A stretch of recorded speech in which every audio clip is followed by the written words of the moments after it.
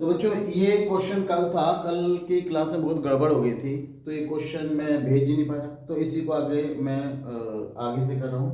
सुनिए क्वेश्चन क्या है। In a flight of 2800 kilometre, यानी 2800 किलोमीटर की फ्लाइट कवर हुई है। An aircraft was slow down due to bad weather. तो टोटल डिस्टेंस हमारी 2800 है, लेकिन मौसम खराब हो गया, तो पायलट ने क्या किया, एरोप्लेन की स्पीड को स्लो किया।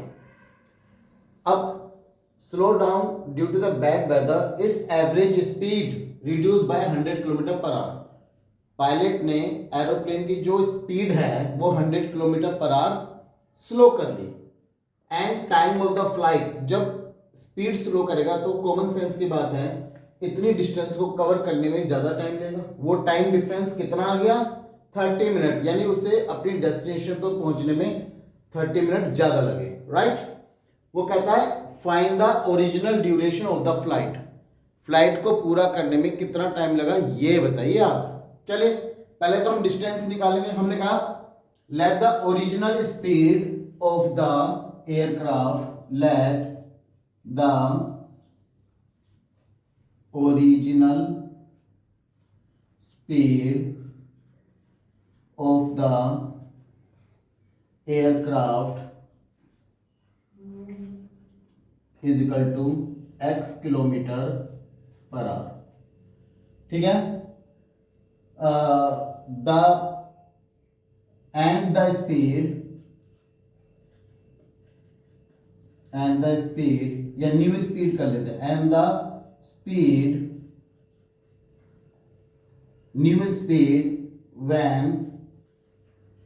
aircraft slow down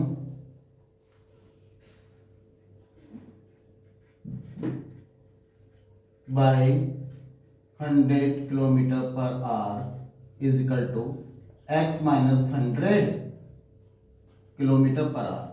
तो इतनी स्पीड हो जाती है 100 किलोमीटर पर आवर। अगर इसकी स्पीड हम कम कर देते तो कहता है कि 100 kilometre per our, time of the flight increase by 30 minute.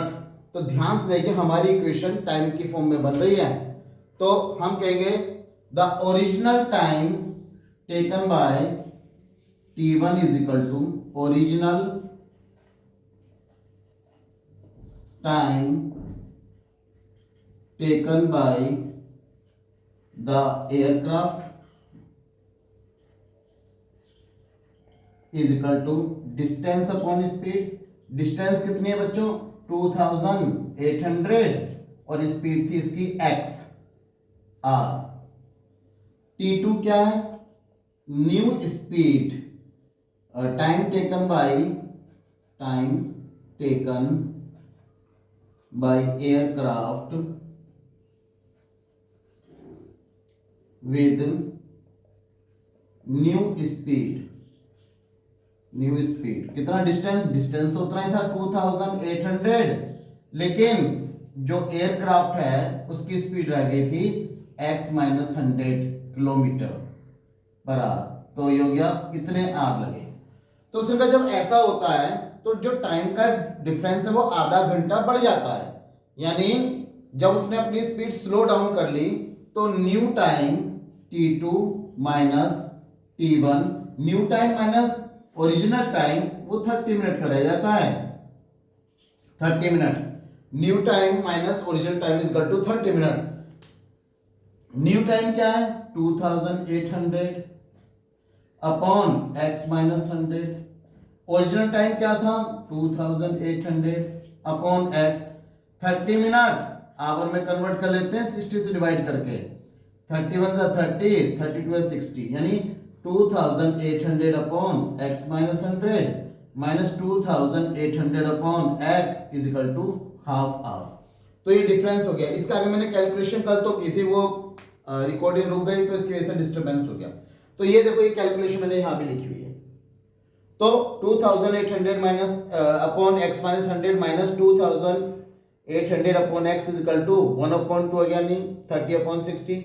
यहाँ पर मैंने एलसीएम लिया तो एलसीएम आएगा x multiply by x minus 100 cross multiply से 2800 into x minus 2800 multiply by x minus 100 open the bracket 2800x minus 2800x minus minus plus 2800 multiply by 100 2,80,000। तो ध्यान से देखें 2800x माइनस 2800x से कैंसिल हो गया प्लस 2,80,000 आ गया यहाँ पर।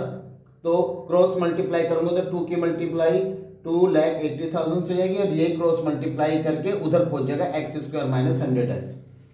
हम क्या करेंगे यहाँ पर 2,80,000 को 2 से मल्टीप्लाई कर लेंगे तो 5,60,000 equal to x square minus 100x। सारे नंबर को उठा के हम उधर ले आते हैं, ये पॉजिटिव दे जाके नेगेटिव हो गया। फाइनली हमारे पास ये इक्वेशन आ जाती है। कोई डाउट है यहां तक? अगर यहां तक कोई डाउट नहीं है तो अब डाउट होना भी नहीं चाहिए। चलिए इसके आगे कैलकुलेशन हम कर लेते हैं। यहां पर हम कैलकुलेशन कर लेते हैं, 1 मिनट ले केवल कैलकुलेशन में। देखिए हम क्या करेंगे, इसको मिड टर्म स्प्लिट अप कर लेते हैं। X square minus 800x plus 700x minus 5,60,000 is equal to 0।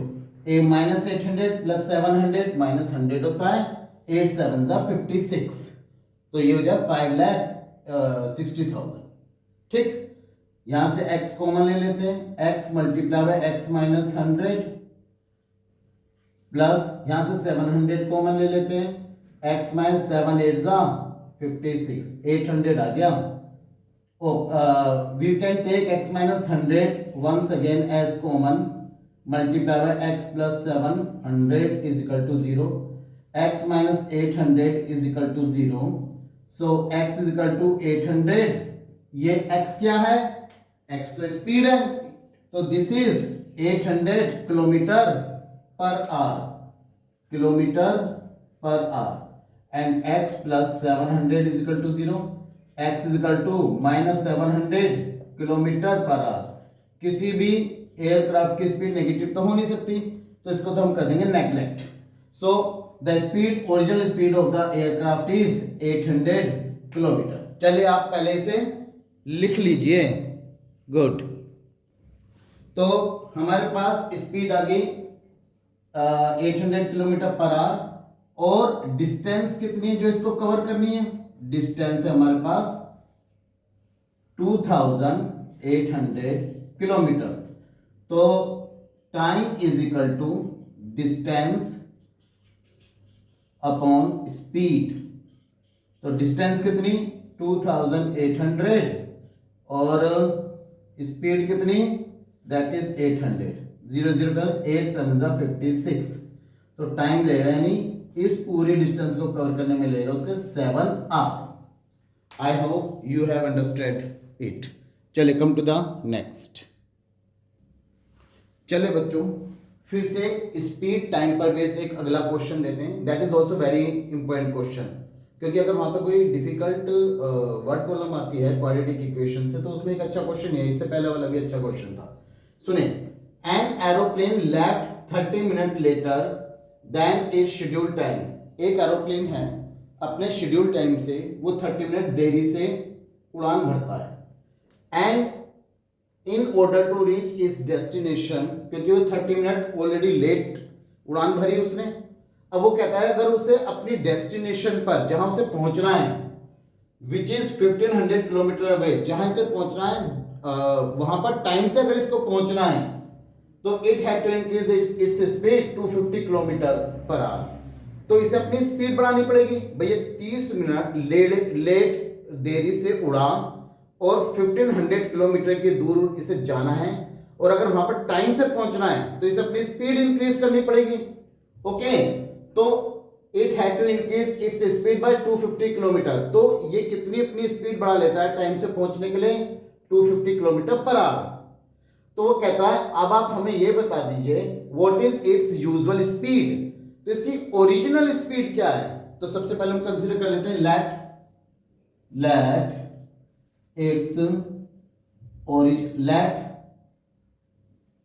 The original speed of the aeroplane is equal to x kilometer per hour, and new speed of the aeroplane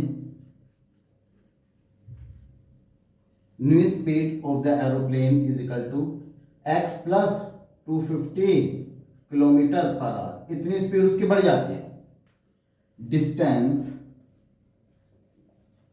distance covered by the aeroplane, कितनी distance cover करता है वो aeroplane 1500 kilometre.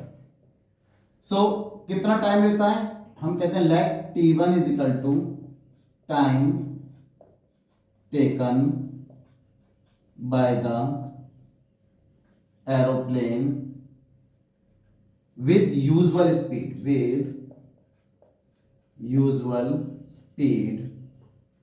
is equal to distance upon time। Distance कितने बच्चों 1500 kilometre. Time कितना लिया, time distance upon speed, तो distance upon speed, क्यों टाइम तो हम निकाल रहे हैं, तो स्पीड कितनी है x किलोमीटर पर आवर।